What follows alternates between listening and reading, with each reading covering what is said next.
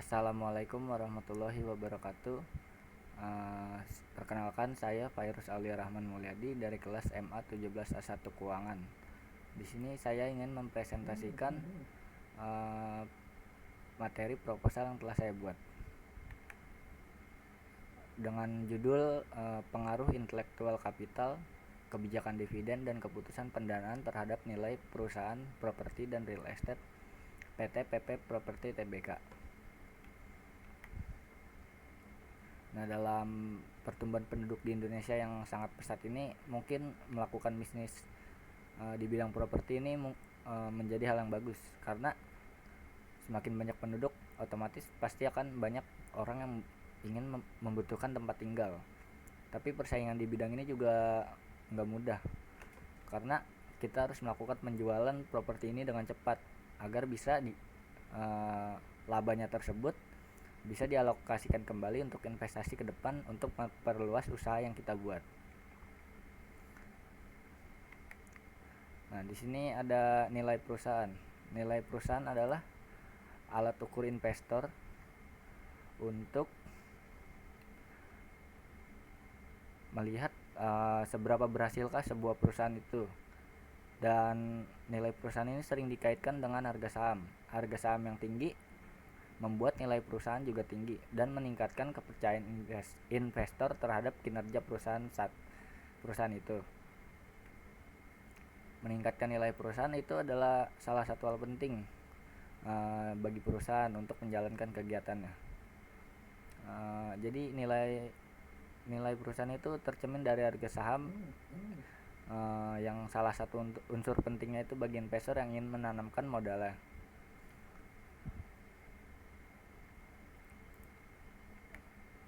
Di sini ada data nilai perusahaan yang diukur dengan price earning ratio, yaitu PER. Apa sih itu PER? Price earning ratio ini adalah rasio valuasi harga per saham perusahaan saat ini dibandingkan dengan laba bersih per sahamnya. PER ini menggunakan rumus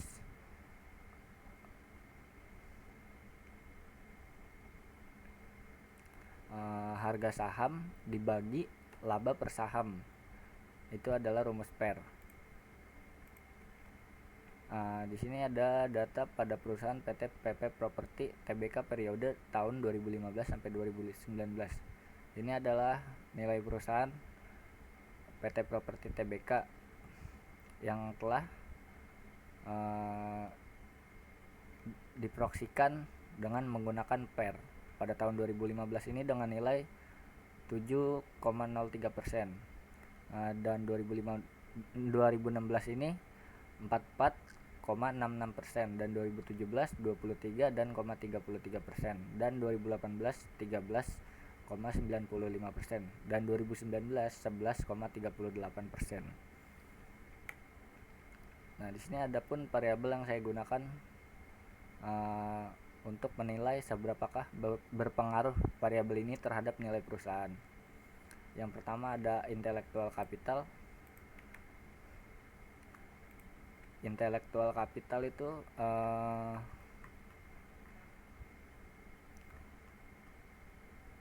digunakan untuk semua aset dan sumber daya yang tidak terlihat, non fisik, dari sebuah perusahaan, yaitu bisa meliputi proses, inovasi, pola-pola dan pengetahuan.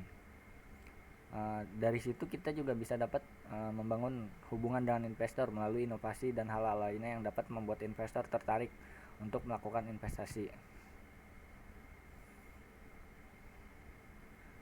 Intelektual kapital yang bagus tuh juga bisa merupakan sinyal positif bagi investor, agar dapat investor tuh menilai perusahaan kita baik untuk diinvestasikan oleh dia. Penelitian tentang intelektual kapital terhadap nilai perusahaan telah banyak dilakukan, namun hasil penelitian menunjukkan hasil yang tidak konsisten. Penelitian Septiani, Holyawati, dan Ruhiyat pada tahun 2019 dan Poh et al. Pada tahun 2018 menunjukkan bahwa intelektual kapital berpengaruh positif terhadap nilai perusahaan, sedangkan penelitian Dewi pada tahun 2020 menunjukkan bahwa intelektual kapital tidak berpengaruh terhadap nilai perusahaan. Nah, penelitian Hamdan pada 2018 menunjukkan bahwa intelektual kapital tidak berpengaruh terhadap kinerja keuangan yang berbasis pada pasar. Nah, perusahaan yang mempunyai modal intelektual yang kuat akan memiliki kemampuan daya saing yang semakin kuat. Modal intelektual adalah pengetahuan sumber daya manusia yang dimiliki perusahaan. Sumber daya dengan pengetahuan yang tinggi pasti akan mampu melakukan keputusan untuk mendapatkan keunggulan. Perusahaan yang menang persaingan bisnis akan berpengaruh terhadap nilai perusahaan.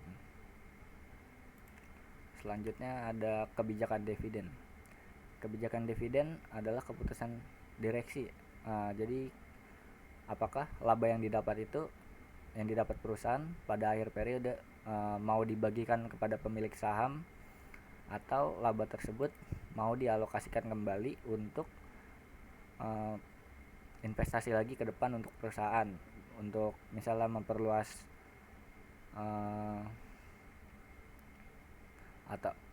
perusahaan atau pengembangan lainnya. Menurut Dani Sugiyarti pada tahun 2015 mengatakan bahwa kebijakan dividen besar tidak dapat menentukan nilai perusahaan karena hasil laba yang besar tersebut belum dibagikan kepada para investor. Nah, pengaruh penting dari kebijakan dividen dari perusahaan maupun investor yang dapat dikatakan sebagai perusahaan yang menguntungkan adalah perusahaan yang mampu membayarkan dividennya menurut Sari dan Sujatmi pada tahun 2015.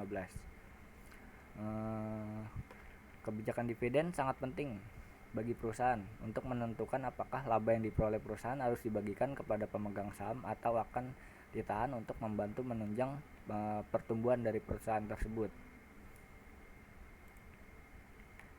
Nah, di sini ada data kebijakan dividen yang diukur menggunakan earning per share pada PT PP Properti Tbk periode tahun 2015 dan 2019. EPS itu apa sih? EPS ini dihitung dengan membagi laba bersih setelah pajak dan dividen yang dibagikan. Nah, dibagi dengan jumlah saham yang beredar. Itu adalah rumus EPS.